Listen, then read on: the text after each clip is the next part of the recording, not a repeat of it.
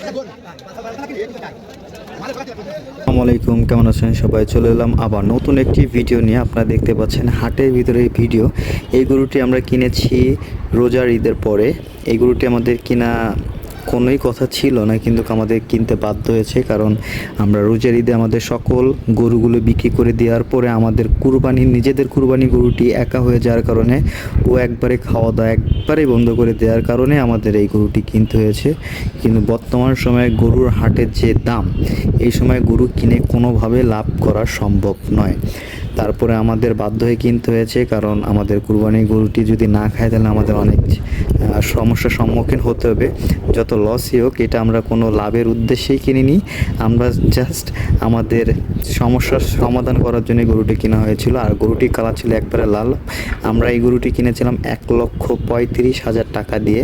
এই যে বাড়িতে আনার পরে গরুটি মাশাআল্লাহ অনেক সুন্দর খাওয়া দেখলাম।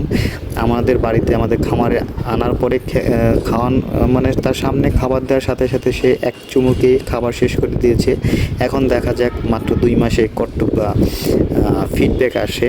এই গরুটি যখন আমরা বিক্রি করব তখন আপনাদের অবশ্যই ভিডিওতে জানাবো কত টাকা বিক্রি করলাম। ভালো থাকবেন, সুস্থ থাকবেন, আল্লাহ হাফেজ।